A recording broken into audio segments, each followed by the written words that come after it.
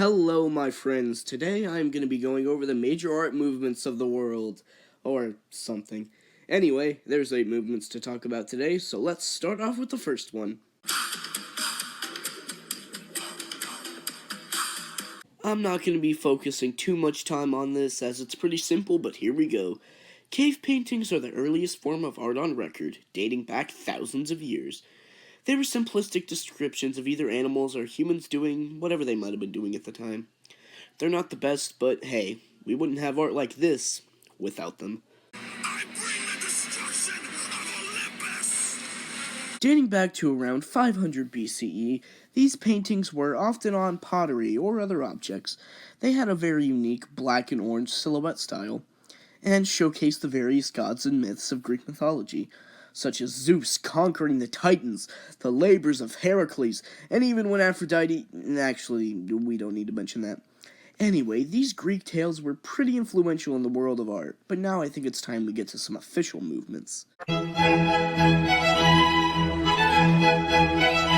Alright, here we go, the Renaissance. The Renaissance was a period of great prosperity in Europe during the 1400s, right after the bubonic plague, which, killed a lot of people. And with that prosperity came prosperity in the art world, too. The goal of Renaissance art was to be as realistic as humanly possible, getting down every little detail, and these paintings also aimed to capture religion in a more casual way.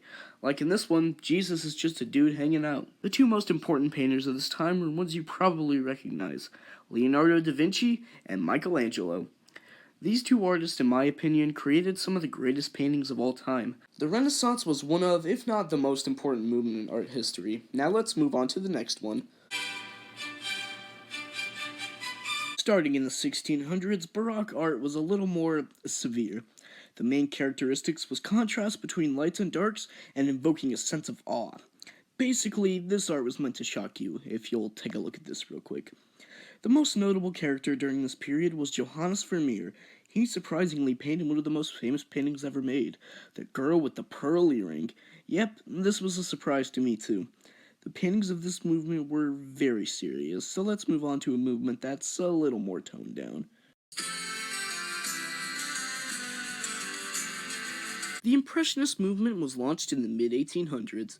This style of painting focused on being looser with brushstrokes, bolder colors, and just overall moving away from realism.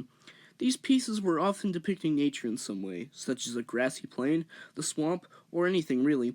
The main artist of this period is someone you may know, Vincent van Gogh, most well known for his self-portrait in Starry Night, which as you can see perfectly encapsulate the Impressionist style.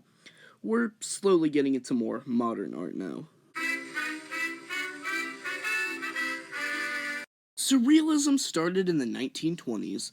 It's a form of abstract art meant to look like one thing while also being another thing, such as clocks melting in the sun, a man with an apple for a face, or an eye looking like a cloud-filled sky.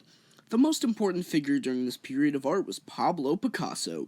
He had a certain type of surrealism called Cubism, featuring, well, a lot of cubes. Let's take a look. Yep, they're pretty cool. Now let's move on to the next movement. This is a rather colorful movement that started in the 1950s. It was characterized with bold colors to make the art, well, pop. It incorporated irony and humor into some of the pieces, as shown here, and it often displayed elements of everyday life, too.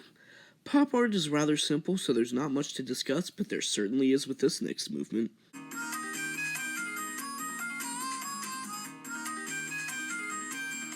Now, for starters, memes aren't art, I hear you proclaiming. Well, let me tell you, memes are meant as an ironic way of capturing different aspects of life.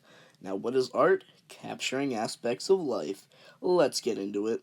Nice of the princess to invite us over for a picnic, eh, Luigi? Early memes. In the vast reaches of the early 2000s, where memes and the internet as a whole were rather simple, here we see pioneer memes such as Shoop de Whoop. I'm a fire in my laser! Trollface. You've been trolled, yes, you've probably been told. Peanut Butter Jelly Time. Butter jelly time, peanut butter jelly time. Where you at? Where you at? Where you at? Doge.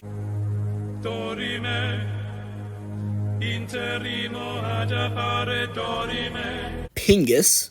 Snooping as usual, I see. And who could forget Neon Cat? These memes were the catalyst for future memes to come. They may not be the most complex, but that's a good thing in my opinion. Short, sweet, and to the point. There wasn't really one single creator for this time, but the creator of the most influential meme, Trollface, was Carlos Ramirez, who is actually still alive today.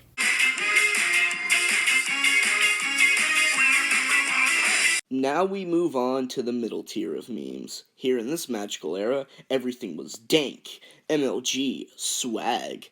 This era was around 2016 to 2018.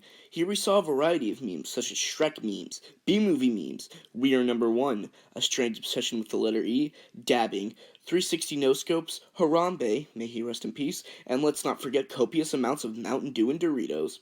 Despite the vast amount of content here, these memes didn't really have the staying power as something like Trollface. I mean, tell me, when's the last time you saw someone dab?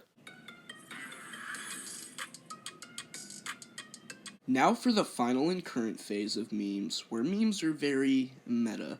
Like, for example, posting, where the punchline is to have no punchline?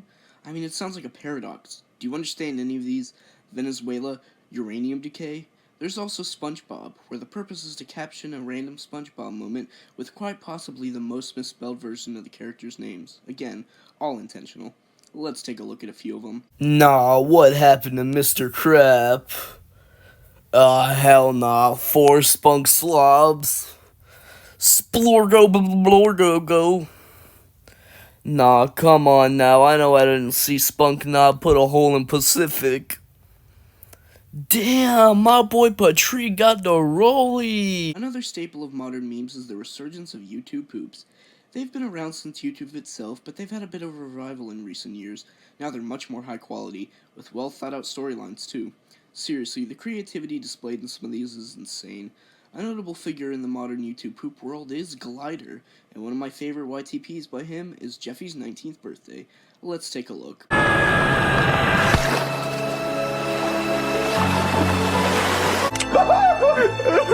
Father, I love you so much. Now this next person I've only seen one poop by, but that one was so amazing I feel it raises the standard of YTPs in general. Squidward's Jungle Ferox by ya boy Squidster. This one features a well-crafted and well-edited story about Squidward's journey of escaping the jungle and later uncovering Mr. Krabs' ulterior motives. This one even has custom animation and custom voice acting. The last thing in the modern memes era is meta-ironic memes, such as Only in Ohio, or 1, 2, buckle my shoe, or we live, we love, we lie, or even I just got the grimace shake. These memes are so out there and avant-garde in their humor that someone from 2008 might have a full-blown stroke upon seeing them.